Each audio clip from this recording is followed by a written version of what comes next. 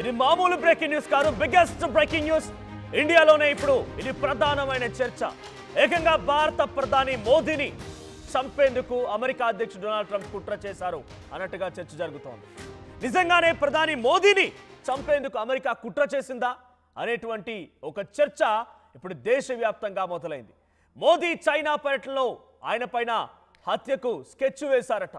CIA agent US special officer Terrence జాక్సన్తో ఈ plan జరిగిందట. మళ్ళీ చెప్తున్నాను, అమెరికా సెంట్రల్ ఇంటెలిజెన్స్ ఏజెన్సీకి సంబంధించినటువంటి agent US special officer Terrence జాక్సన్తో ఈ యొక్క ప్లాన్ జరిగిందట.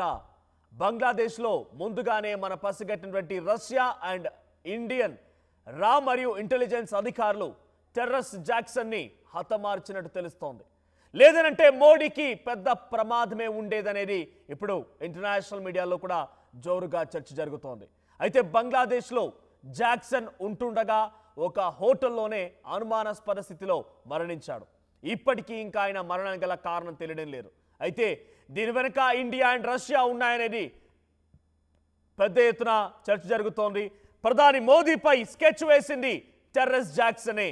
టెర్రెస్ జాక్సన్ మరణం తర్వాత మోదీ పుతిన్ ఇద్దరు కూడా కలిశారు. ఇద్దరి మధ్య చర్చ కూడా జరిగింది. రహస్యంగా ఓ కారులో కూర్చొని వారిద్దరు మాట్లాడుకున్నారట. కింద మీరు ఫోటోలో చూస్తున్నటువంటి ఆ విజువలే Shanghai cooperation organisation SCO China భేటీ తర్వాత ఈ ఇద్దరి మధ్య ఒక కారులో కూర్చొని సంభాషణ జరిగింది.